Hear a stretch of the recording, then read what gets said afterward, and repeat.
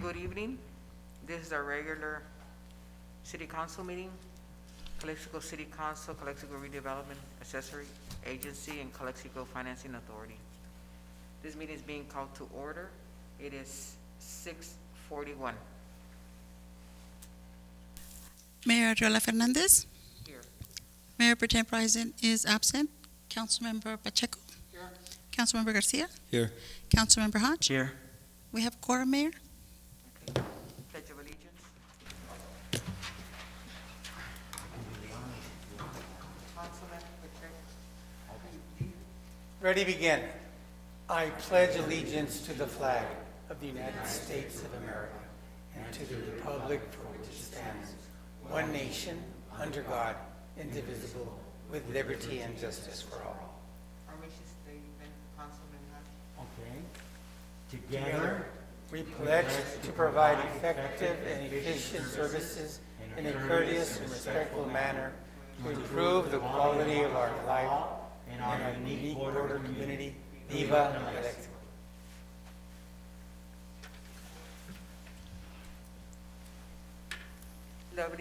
Loving Heavenly Father, thank you for every seed that has been filled here today, for each mind and heart that feels the presence of this room. We're asking for your blessing in the name of the Lord. Amen. Amen.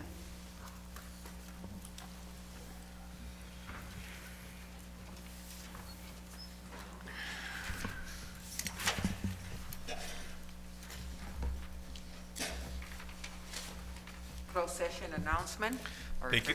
Thank you, Mayor. City Council met in closed session on the items described on the agenda. We did receive direction on those items, but no reportable actions were taken. Thank you.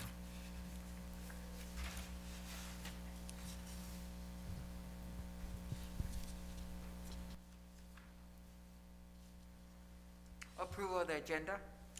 I'll make a motion to approve today's agenda, Madam Mayor. A second? Mayor Adriela Fernandez. Aye. Councilmember Rising is absent. Councilmember Pacheco.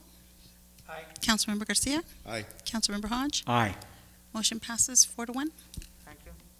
Presentations, coronavirus COVID-19 update by Police Chief Gerardo and Fire Chief Diego Favila. I guess our city manager will give us a report. Madam Mayor, members of the City Council, members of the community that are watching us tonight. We had, when I say we, the city managers here in the Valley, had our regular meeting with our county CEO, Mr. Rojodas, and with the Imperial County Public Health Director, Ms. Janet Angulo. They shared with us some updates regarding not only some of the figures that we're looking in terms of the cases. One of the unfortunate things that was discussed was that in recent days we had seen an increase in deaths related to COVID. One of the things also that was shared with us, and it was echoed by Supervisor Luis Blancarte, Chairman of the Board, and representatives from El Centro Regional, was the fact that there is concern. There is concern in terms of the space at our health facilities, given to the increase in number of COVID cases in recent days. It's obviously attributed to the recent holiday, but on top of that, because of the winter season that we're entering now. So with that said, one of the things that was highlighted by the Public Health Department was that they continue to invest in staffing resources to address the pandemic. They obviously continue to emphasize that we use as a community the testing site in Brawley, which is being done in collaboration with the state of California for our community. One of the things also that was raised was a vaccine update.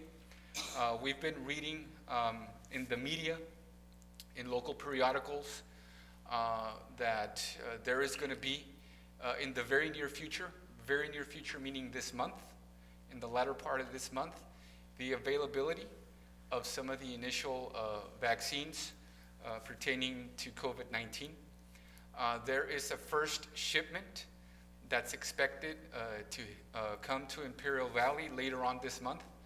At this point, that is the only information that was shared, as our county health officials are working to work on the logistics and the processes that will follow in terms of providing the vaccine, obviously, to our population.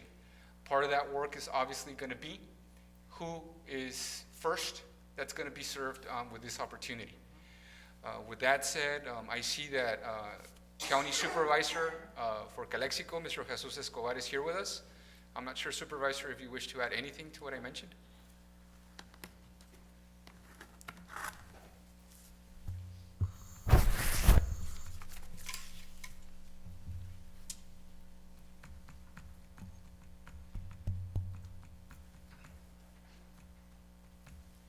Thank you, Mr. Figueroa.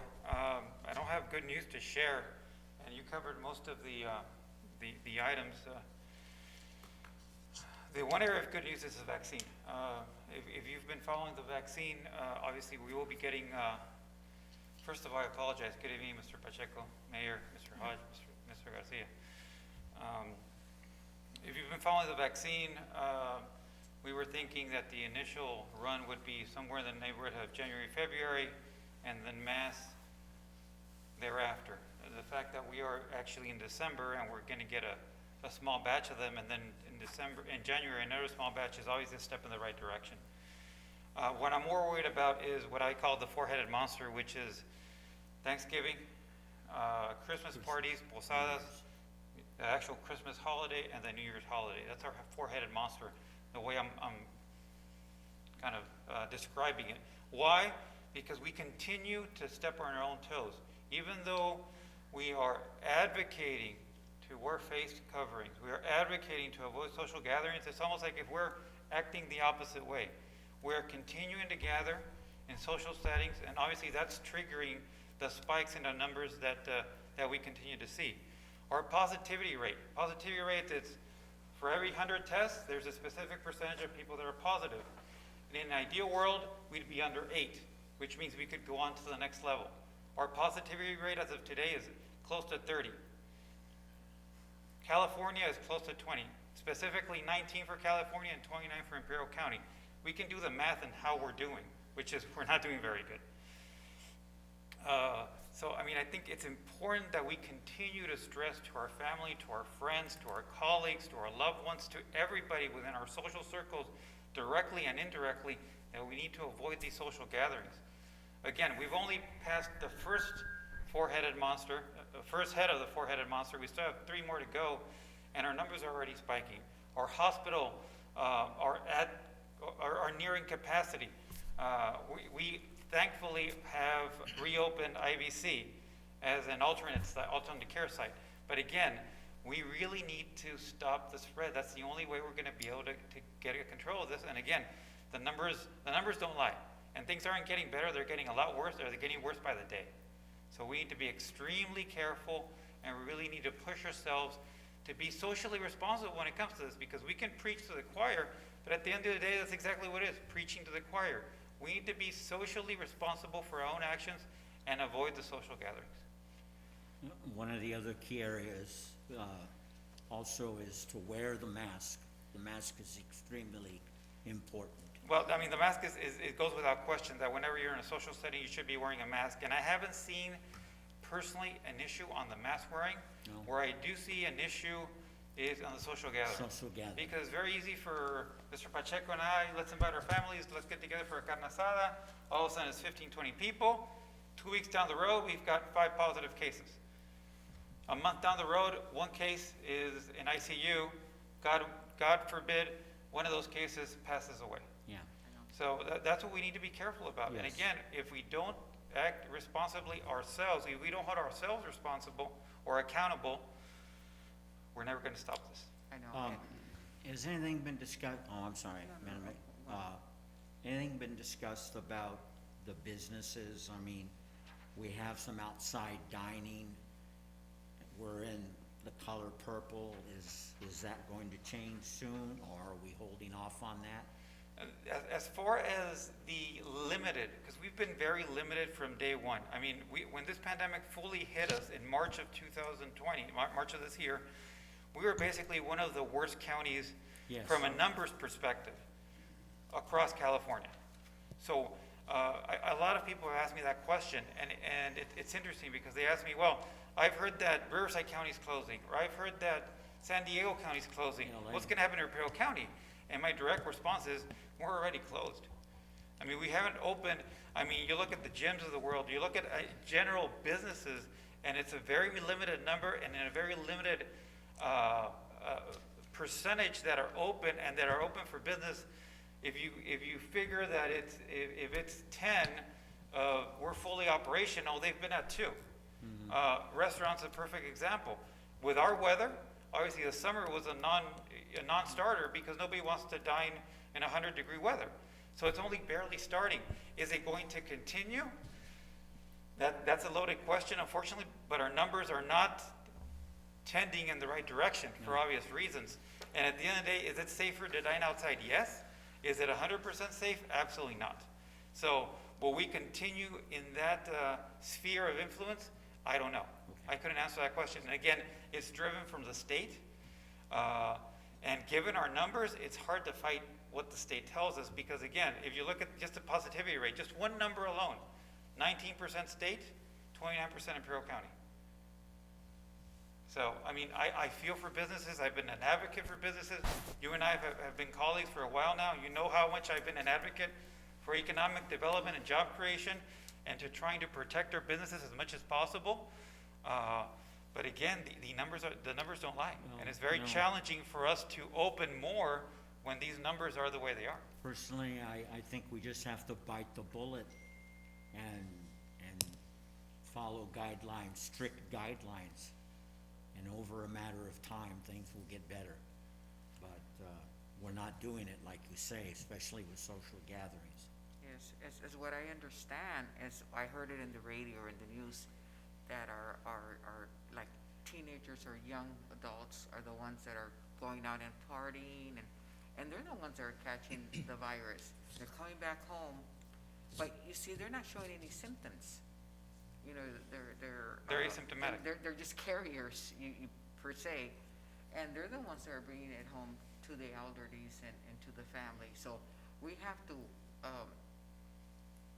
also have our kids or our young adults to also be careful, teenagers, because that's really affecting us. I mean, it's not until it hits home. One of my aunts died just the day before yesterday.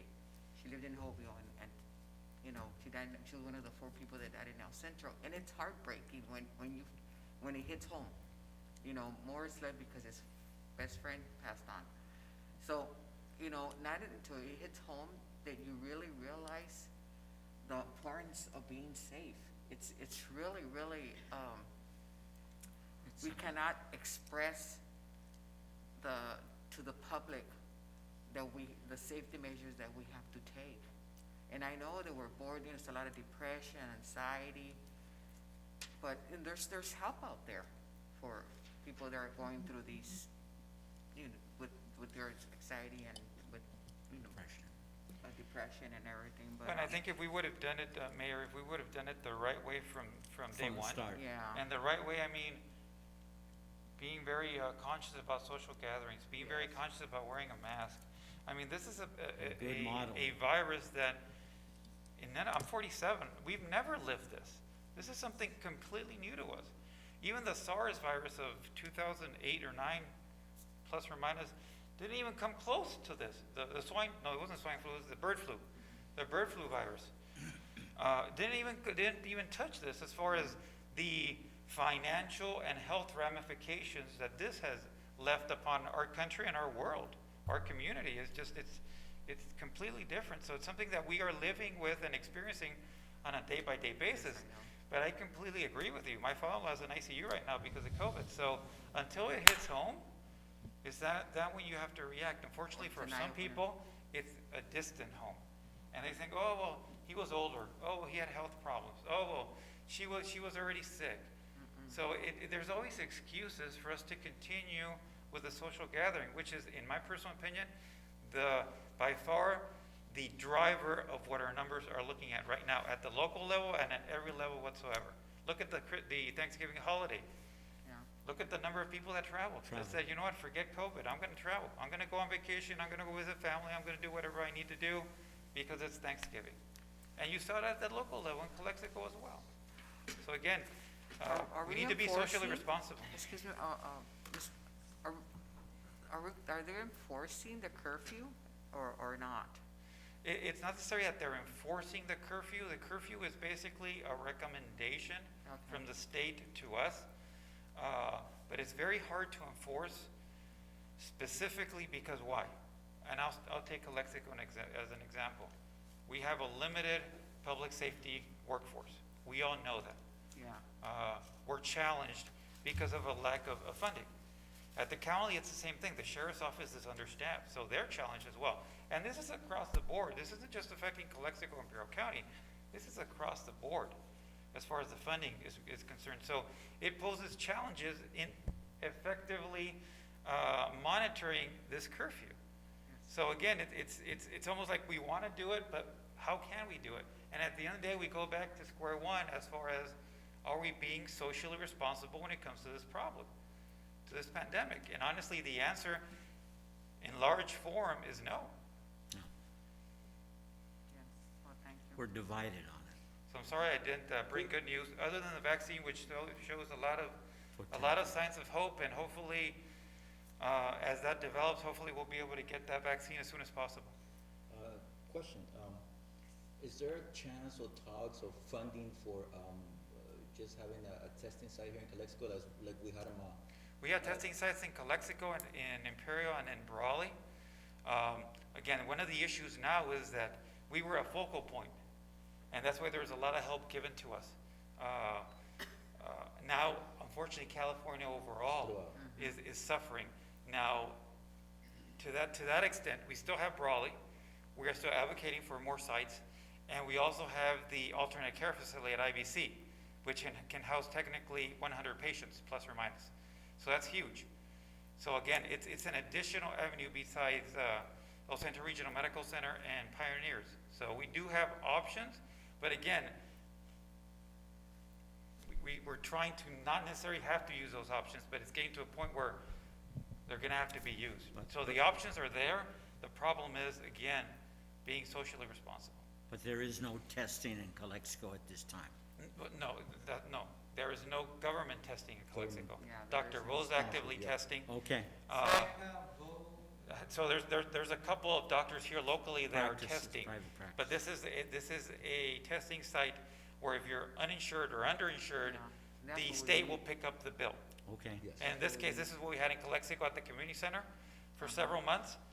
The number of people, before it was by appointment, then it was just walk-ins because people weren't going. And then they ended up packing up and we just left Brawley, which was the busiest toward the end. Unfortunately, now we need it back, but the resources are scarce.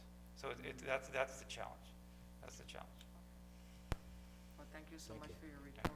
Thank you. Thank you, Supervisor Escobar. Mr. Escobar. Very informative.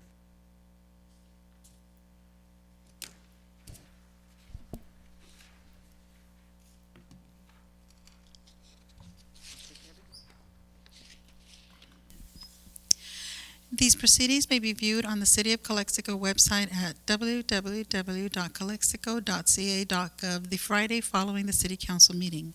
Community office hours with Mayor Ariola Fernandez are suspended until further notice due to coronavirus. Okay, do we have any public comments? We don't have any public comments at this time. Okay, moving on. City managers report? City council comments, Mr. Pacheco? Not much, not much. We're not having any Christmas parades, and I'm sure that's been, given, so El Centro and Calexico will be not providing any parades. But, no, nothing. Okay. Councilman Garcia? Yes, Madam Mayor. I participated in Zoom SCAC, Economic Development, webinar for about 3 hours. And that, unfortunately, the topic of conversation was, again, it was an economic development conference. And they were talking about how hard some of the cities have been hit with COVID, and comparing numbers pre-COVID and COVID and hopefully post-COVID. So they were talking Imperial County wide, instead of cities. But Imperial County, as always, we have known, we always have our challenges. And good thing that in some numbers we're not that bad. We were expecting to have a unemployment rate that maybe in the high 30s, and that the positive number there is that actually the actual unemployment rate during the highest months during the summer reached 28%, which is a positive figure. But nonetheless, it still is bad. It's something where we have to work on. There was also a lot of conversation on the equity, component, our economy, our way that we do business, being inclusive. So that was a piece that really caught my attention. Something that we're gonna have to work on due to everything that is going on around us. Then also there were some bright spots. Also, Imperial County is still being looked at as a renewable energy mecca.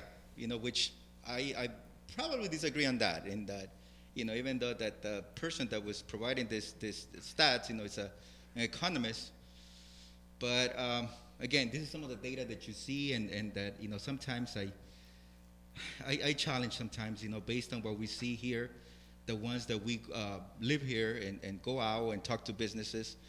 So that's something where we have to probably work on as a city, as a county. And then the last piece that I actually found very interesting also, as a county, that we have opportunities also, but again, they said that over the last year, the biggest job loss was in government and the educational sector. So back in 2014, the Workforce and Economic Development Office commissioned a study through our local SDSU campus, and those two areas, in fact, were identified as the biggest employers in Imperial County. So again, back in 2014, biggest employer. This year, past year, those were the two sectors that lost the most jobs. So again, I love these numbers, I love the stats, but not just for the fact of loving these stats, but that's something where we're gonna have to work, where there's a potential for us to really work on and diversify our economy. I know that we're going through a health emergency, but also we can't forget that eventually we're gonna get out, and we're gonna have to get out hitting the ground running with opportunities, or looking for those opportunities to revive our economy. So I think SCAG, is one of those organizations that can provide a lot of information and assistance. So I encourage everyone to get involved and to make sure that we get on board. Lots of opportunities amidst all this, issues that we're going through. So that's what I can get from I could get actually from this conference. Thank you. Councilman Hart? I just want to say, because myself and two other council members soon will not be part of this council, and I just want to say that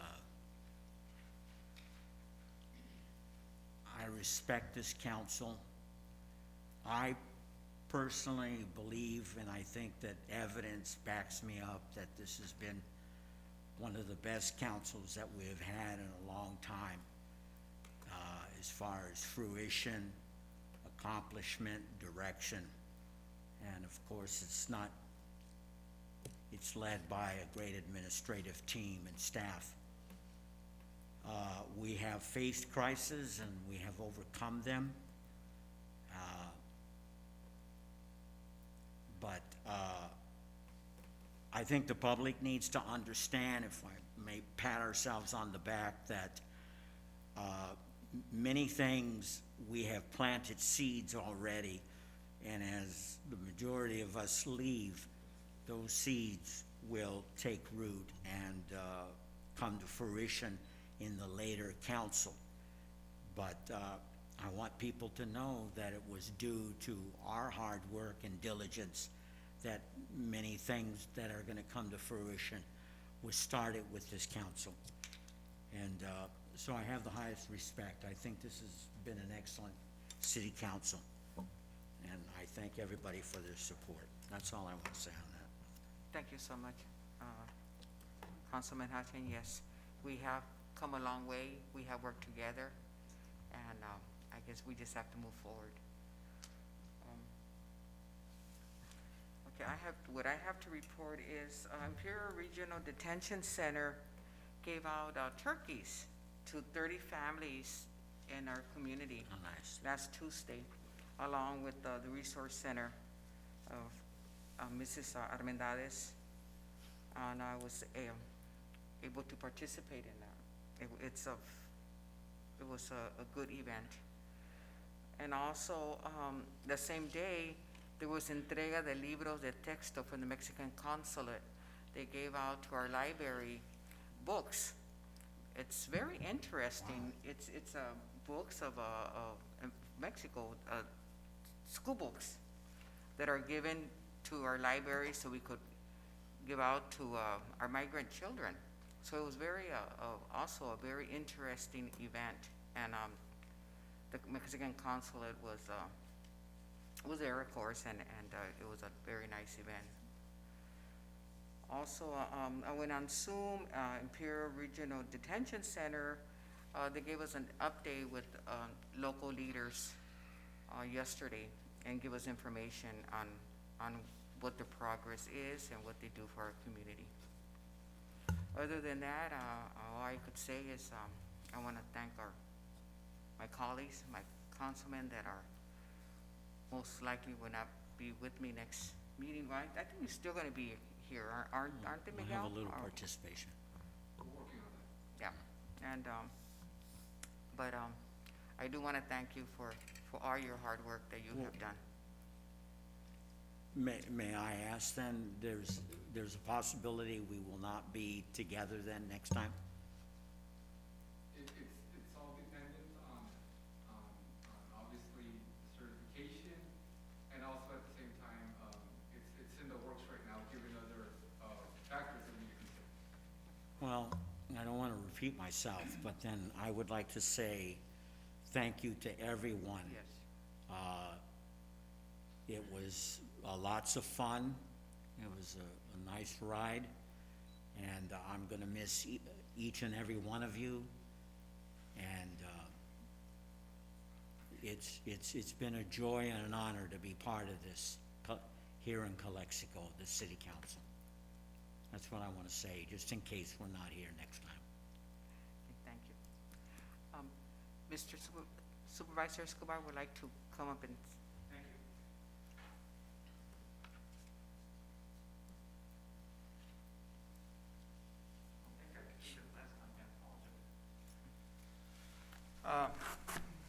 Somewhat emotional because 4 years ago, almost to the day, I was able to be a participant in this city council with you, Mr. Hodge, and you, Mr. Pacheco. And I wanted to express my gratitude at the fact that I was new to politics. And in Calexico, you sink or you swim very quickly. Calexico is a very demanding city. And as you know, it is somewhat of a thankless city sometimes. But you have to do it with your heart. And what we do with our heart, because obviously the money involved, you all know this is really not there. You do this because you love your community. I appreciate the work we did 4 years ago. We came in very, very, very tough times. If the numbers are bad now, they were exponentially worse 4 years ago. I'm sure you both remember that. We had a fearless leader in Mr. No puedo creer que se me olvidó el nombre. Armando Villa. He's going to hit me when he knows that I forgot his name for a couple of seconds. And with the help of him, obviously the full support of this council, including both of you, and obviously the city staff, which took a big hit in order to score our books, we were able to move forward. Now with Mr. Figueroa, we continue to right the ship and steer clear of all the issues. I'm sure COVID is going to throw a number of curveballs at us. But again, at the end of the day, I really appreciate your support, and I welcome your continued advocacy for Calexico as community stakeholders. You do bring a lot of experience to the table, both you, Mr. Hodge, and you, Mr. Pacheco, and I'm counting on you to continue supporting our Calexico community as an elected official for the County of Imperial. So thank you for your work, and I look forward to the continued support for our community. Thank you. Thank you.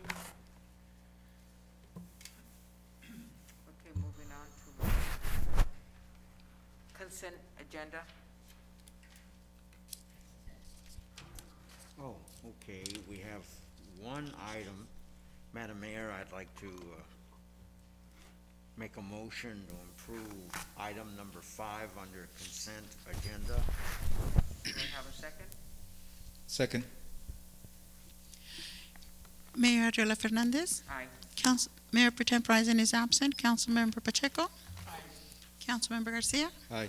Councilmember Hodge. Aye. Motion passes 4-1. Thank you. Discussion and potential action items. Item 6, introduction and first reading by the title only of an ordinance of the City Council of the City of Calexico, California, amending the Calexico Municipal Court, established the Library Board of Trustees and the Arts and the Historical Commission. Absolutely, Madam Mayor, members of the City Council. This item is a procedural item, as I like to call them. One that has to be congruent with an administrative recommendation that eventually turned into an action item by this board that was approved on. And that is turning the Community Services Department into the Library Department and the Recreational Department. As a result of that, this decision was taken back in the month of May. As a result of that, we now have 2 managers leading each department. At this time right now, in order to be congruent with that action that was taken, what this item means is pretty much making sure that our municipal code is reflective of that when it comes to the commissions that exist for each of these departments. So with that said, what we're looking at right now is splitting the Library, Arts, and Historical Board into the Library Board of Trustees and the Arts and Historical Commission. That way, we fulfill our mandate within our code, but also at the same time, we reflect the actual change that took place back in the month of May. Any questions? No. Make a motion to accept the, amending the Calexico Municipal Code to establish the Library Board of Trustees and the Arts and Historical Commission, thereby meaning having two boards. I'll second that.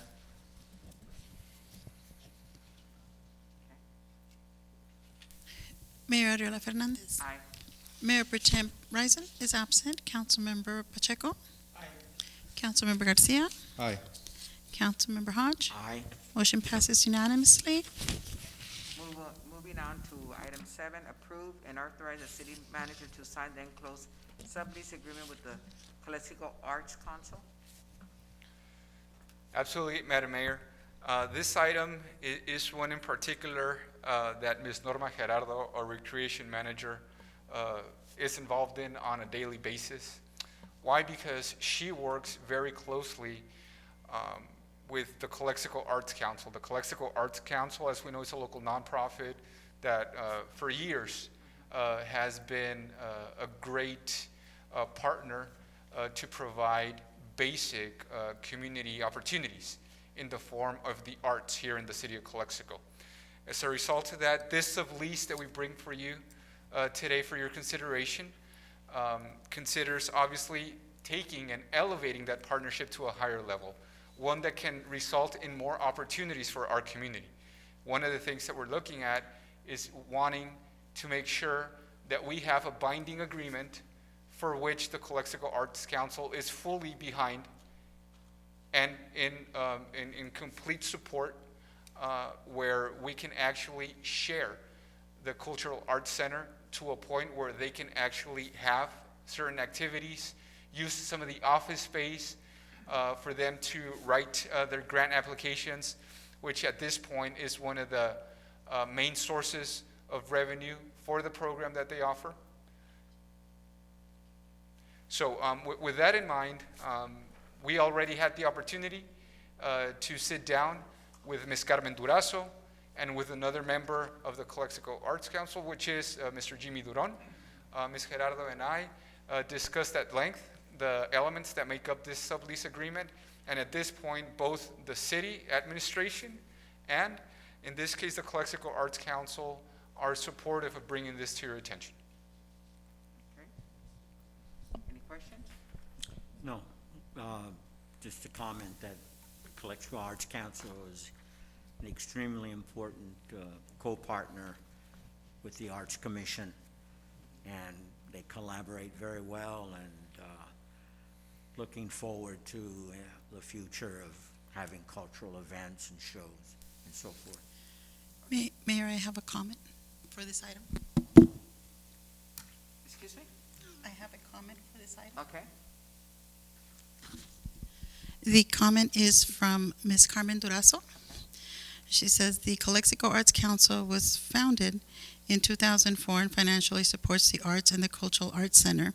The design for the office was modified to include the office space for said nonprofit to collaborate with the city for funding opportunities and assist with furnishing the center and funding classes and programs. We continue to do so today. Last year, we complied with a request for 1 million liability policy. We continue to work with the city on projects that will improve and enhance quality of life for our residents through the arts. We respectfully ask that you formalize our relationship by approving the lease. Thank you. Thank you. Thank you, Ms. Durazo. Okay, now, do I have a motion? I'll make a motion to approve and authorize the city manager to sign the enclosed sublease agreement with the Calexico Arts Council. Do I have a second? Second. Mayor Arreola Fernandez. Mayor Pro Tem Bryson is absent. Councilmember Pacheco. Councilmember Garcia. Aye. Councilmember Hodge. Aye. Motion passes 4-1. Moving on to item 8, approve and authorize the city manager to sign the enclosed second amendment to the professional services agreement with America National Community Services. Madam Mayor, Amera National Community Services has been a key partner of the city for a number of years as it pertains to the housing programs the city of Calexico offers.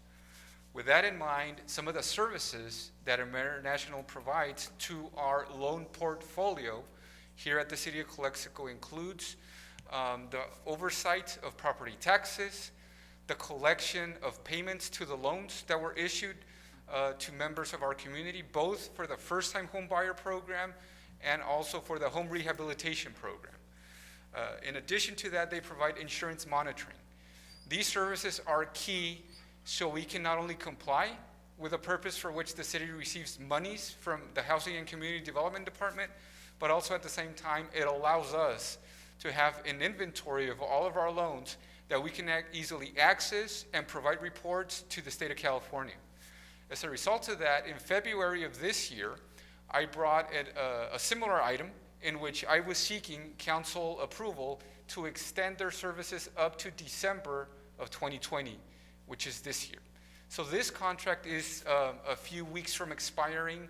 At this point right now, my recommendation is that we extend our binding agreement with Amera National for one more year, taking us to December of 2021. In light right now of the circumstances that we're going through, we obviously are limited and being very, very careful in terms of staff personnel expenditures.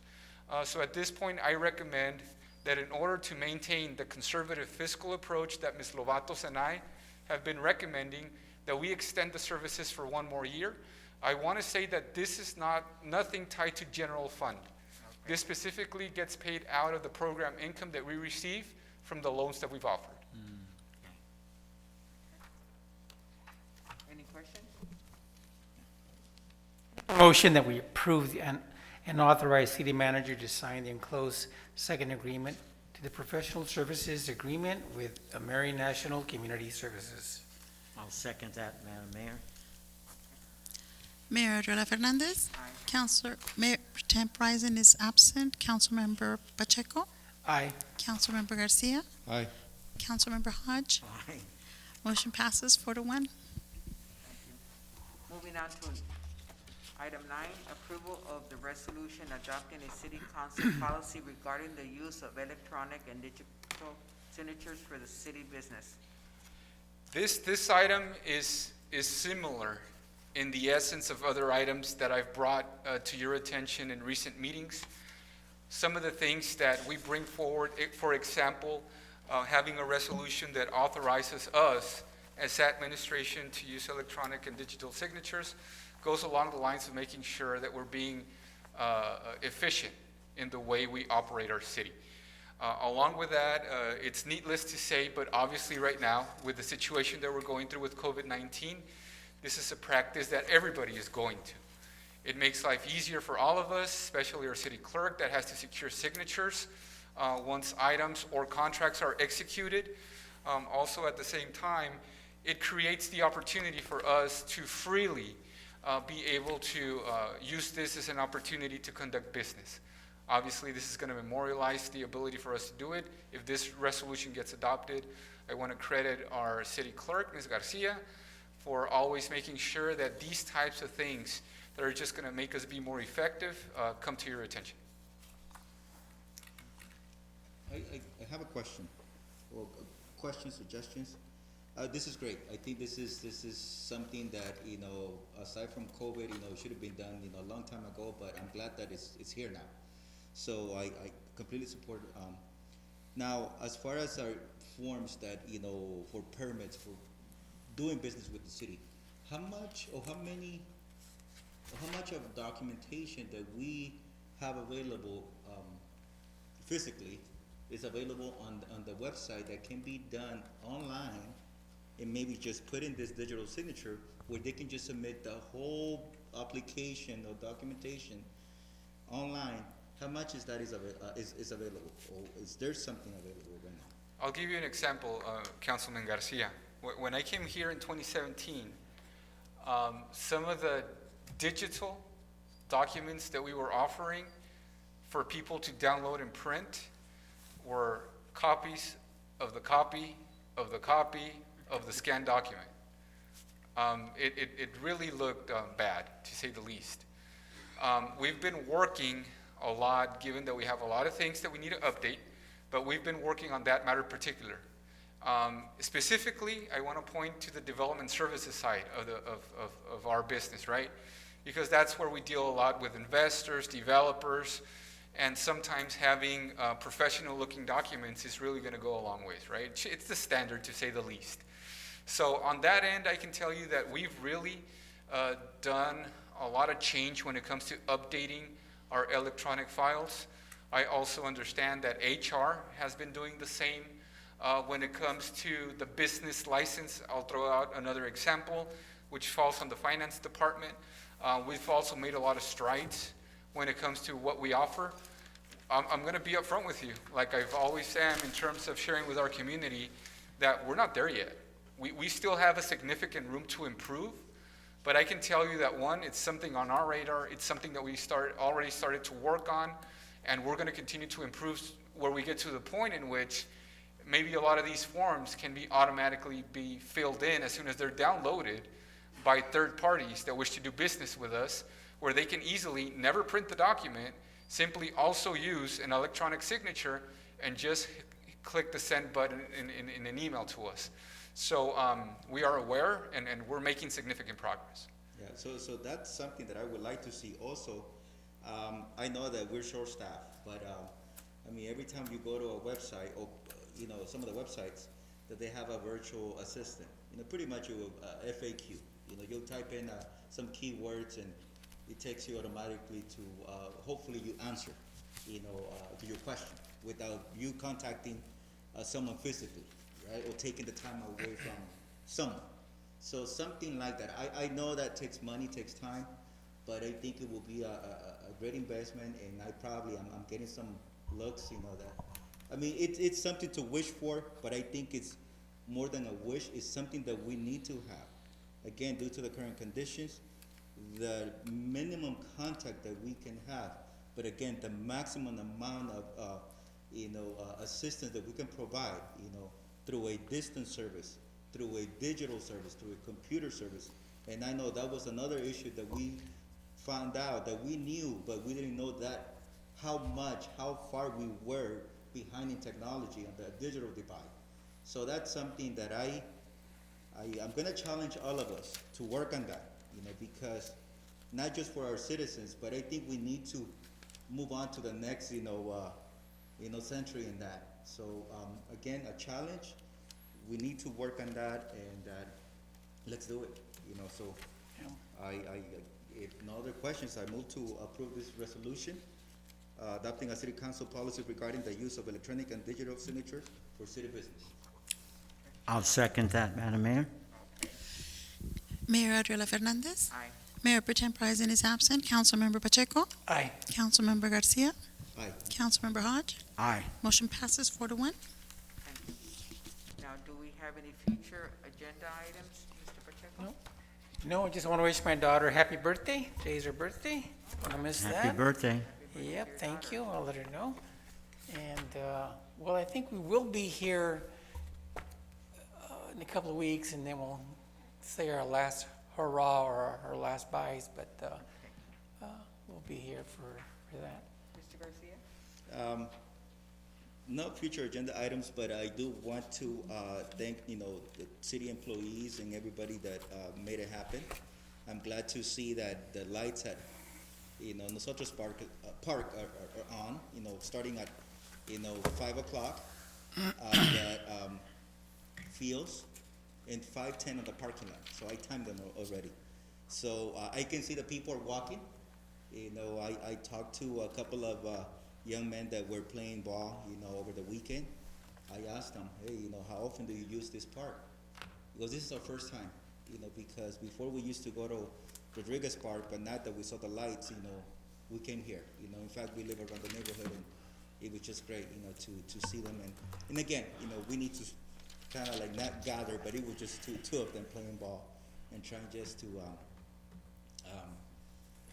just deal with what we're going through. So it's something great. I appreciate that, that we're doing something for the community, and that is just for the benefit, of all. So thank you for whoever make that happen. Mr. Figueroa, on the same lines, Mr. Figueroa, the soccer fields by Jefferson School, south of Jefferson, the lights stay on pretty late, or are they timed, or they're beginning to use the soccer fields again, I think. And I see a group of people. Is there a timer for the people, and they? Yes, so Public Works has timed all public spaces, in this case outdoor spaces, for lights to go off between 10:30 and 11. Yeah, I was just wondering. Yes.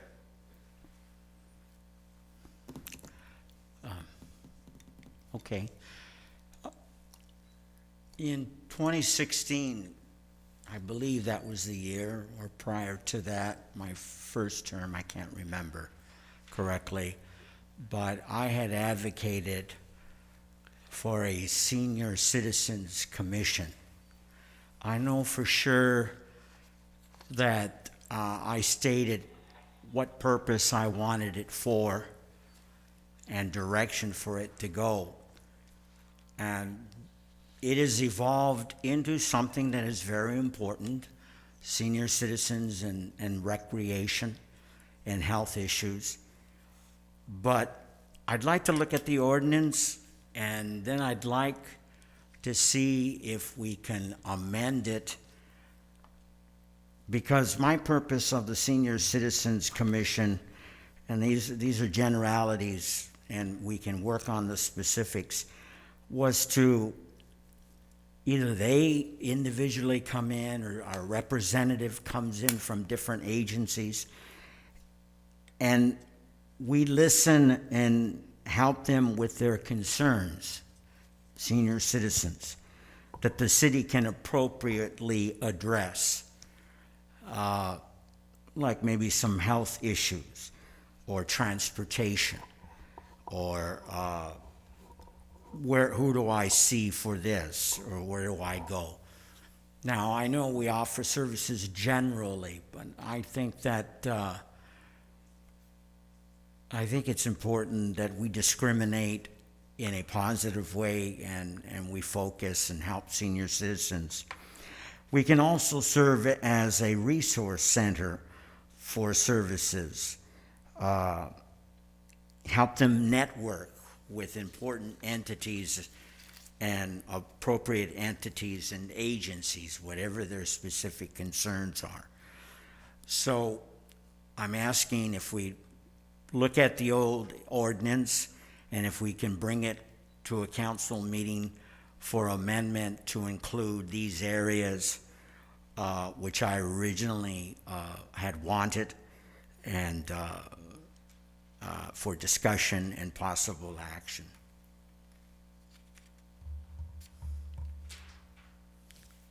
And I'll be happy to talk to you one-on-one for more specifics. Absolutely.